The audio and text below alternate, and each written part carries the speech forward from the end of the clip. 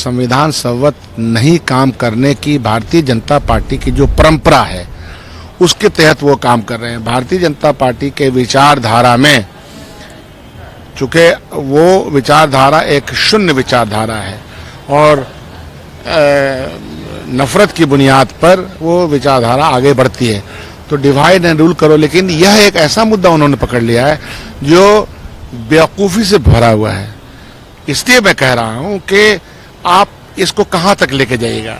ये एक सेवा है, मान लीजिए कि रास्ते में कोई सेवा दे रहा है, कोई शरबत पिला रहा है, कोई मिठाई खिला रहा है, कोई खाना खिला रहा है, कांवड़ियों खिला रहा है, किसी जलसा जुलूस में हम लोग जाते हैं, तो आप इंसानों को, ये देश तो बहुआयामी देश है, बहुत सांस्कृतिक देश है, इसमें आप कैसे रोक पाइएगा। दुकानदारों का नाम प्लेट आगे कर दीजिए। आप इसका मतलब क्या कह रहे हैं? पहले भी कांवड़िया तो हजारों साल से चीजें हमारे देश में ये परंपरा चलती है, पूजा पाठ होता है, लोग जाते हैं। अब इसका दूसरा उदाहरण हम बता रहे हैं कि जम्मू कश्मीर में बाबा बर्फानी के यहाँ जाते हैं, वो वैष्णो देवी जाते हैं, वहाँ सारे मुसलमान लगे रहते हैं, तो नेम प्लेट दिखेंगे। तो यह कहाँ तक जाएगी आवाज? ये गलत बात को करने का और उसको कानूनी रूप देने का जो प्रयास है भाजपा का। और अंडा गठबंधन के और लोग भी बोल रहे हैं, तो अंडा गठबंधन के जो दूसरे सहयोगी हैं, कल तो हम लोग ये प्रश्न पूछने वाले हैं सीधे माननीय मुख्यमंत्री जी से कि आप जनता दल यू के हेड हैं, तो अब आप ये बताइए कि आपका क्या स्टैंड है। दूसरा सवाल है कि भारत सरकार ने उस बैन को हटा दिया जिसको गवर्नमेंट एम्प्लॉयज अब पार्टिसिपेट कर पाएंगे आरएसएस के फंक्शंस में या प्रोग्राम। देखिए, एक बार जो सबसे पहली बार बैन आरएसएस से तब लगा जब गृह मंत्री थे हमारे सरदार पटेल जी। उस जमाने में बैन इसलिए लगा कि गांधी जी की हत्या में ये मुलव्वस थे, तो गांधी जी की हत्या के बाद इन पर बैन लगा और फिर बैन हटाने के लिए इनके पिटीशन आफ्टर पिटीशन आरएसएस के लोगों ने दिया, सब संचालक जो लोग थे, जो हेड थे, और उसमें सब कहा कि हम एक डेमोक्रेटिक पार्टी हैं, हम सांस्कृतिक काम करेंगे, हम किसी और चीज में पार्टिसिपेट नहीं करेंगे, ये उनका लिखित है। फिर आहिस्ते आहिस्ते आहिस्ते जब उसने एक बड़ा रूप, विकराल रूप ले लिया और उनके नफरती वातावरण के कारण भी सरकारें भी जब बनने लगी तो उनको लगता है कि ताकत मिल गई।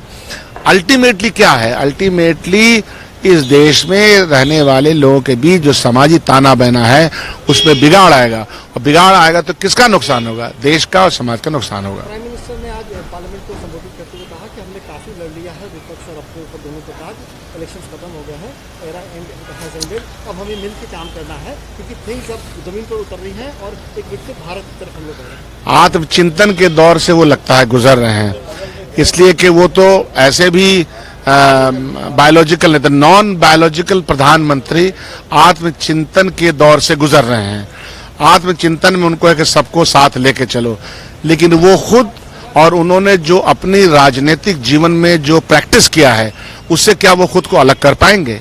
उन्होंने प्रैक्टिस किया है, विघटन का प्रैक्टिस किया है, डिवाइड एंड रूल का प्रैक्टिस किया है, झूठ बोलने की प्रैक्टिस की है, तो क्या वो उससे अलग हो पाएंगे? वो पहले खुद ये स्थापित करें तब वो दूसरों को ज्ञान दें। ममता बनर्जी ने कोलकाता में शहीद दिवस के दौरान संबोधन में जिस तरीके से कहा कि बांग्लादेश की जो हालात है उसको तो मैं कुछ नहीं बोलूंगी, लेकिन जो हेल्पलेस लोग हैं बांग्लादेश के, अगर वो आना चाहते हैं मैं सर्टेनली उनको यहाँ संरक्षण मिलेगा। विपक्ष कह रहा है कि ममता का जो कम्युनल पॉलिटिक्स है वो उजागर होता है। सवाल ये है कि अपने देश में किसको आना है, नहीं आना है, हर देश की एक पॉलिसी होती है। पॉलिसी के तहत नागरिकता भी दी जाती है। पॉलिसी के तहत कहीं पर आस पड़ोस के देश में किसी तरह का कोई ऐसा उत्पीड़न पैदा होता है तो दूसरे राज्यों में लोग शेल्टर लेते हैं। पूरी दुनिया में ये होता है। दुनिया और समाज करुणा पे टिका हुआ रहता है और रहना चाहिए। तो करुणा के वातावरण में अगर आप करुणा के वातावरण को अपने आत्मसात करते हैं तो उसकी तरह से, लेकिन ये कानून संवत तो जो कानून कहेगा वही करना पड़ेगा।